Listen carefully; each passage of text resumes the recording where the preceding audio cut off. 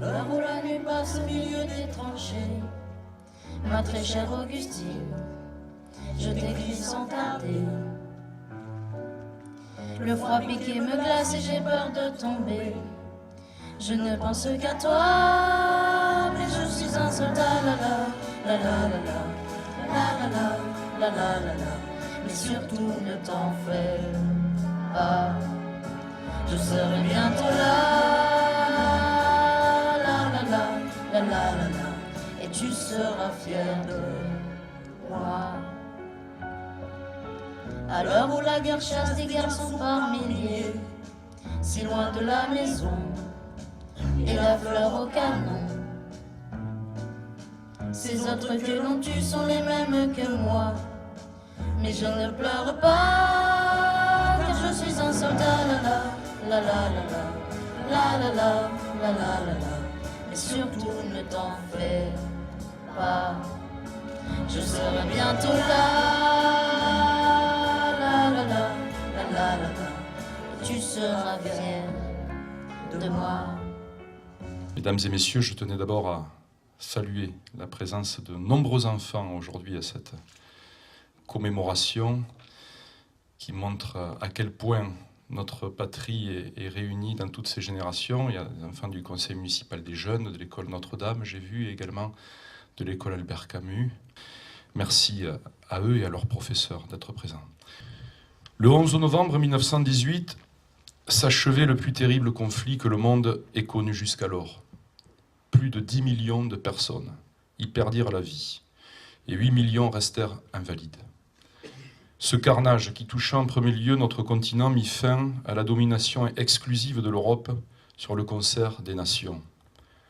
De tout cela, nous sommes aujourd'hui bien conscients.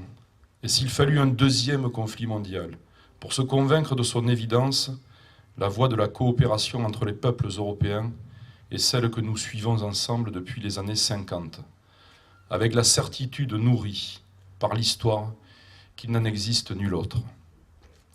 Mais en ce 100e anniversaire de l'armistice de 1918, c'est une victoire que nous célébrons.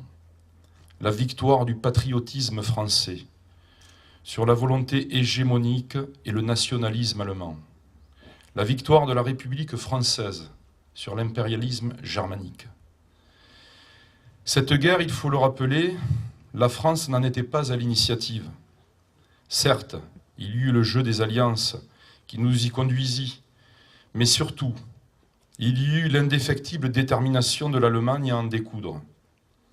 De cette guerre, plus qu'aucun autre peuple, nous eurent à subir les conséquences.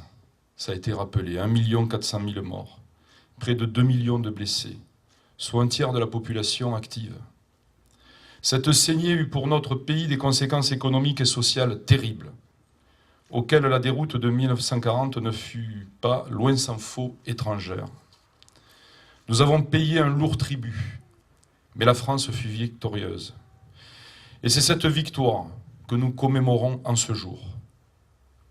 Nous la devons aux poilus, à leur courage, à leur capacité inouïe de résilience, à leur sacrifice, naturellement, mais surtout à l'engagement patriotique qui fut le leur et qui fut avant tout un acte d'amour de leur pays.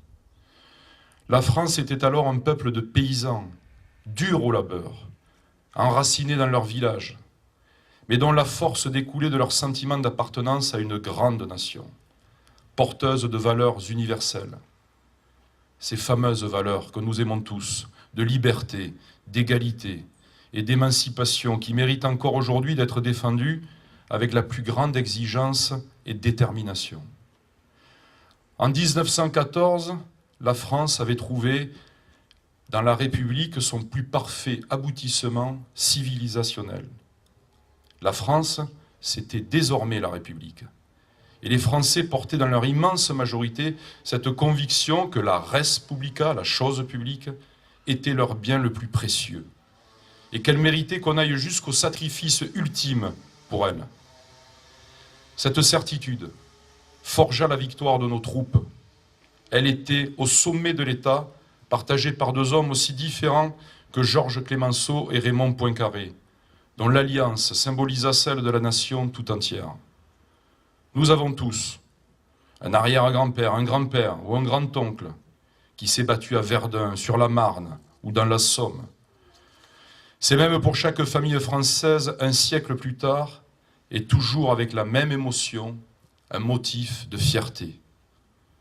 À travers cette mémoire commune, nous ressentons, au plus profond de nous-mêmes, ce qui nous rassemble. Ce sont nos aïeux qui ont combattu ensemble, ont souffert ensemble, ont péri ensemble dans ces tranchées de boue dont on peine à s'imaginer l'horreur qu'elles ont constituée pour eux au quotidien et durant de longues années, pour ceux, peut-on dire, les plus chanceux qui parvenaient à survivre. De cet engagement, de cette souffrance, de ces sacrifices, nous sommes redevables. Cette histoire de la France et des Français, c'est la nôtre. Et elle nous oblige. Cette histoire, nous devons la transmettre à nos enfants, sans la dénaturer, sans l'expurger de son contexte, ni des responsabilités des uns et des autres. Cette victoire des poilus, cette victoire de la République, cette victoire de la France, elle est sacrée.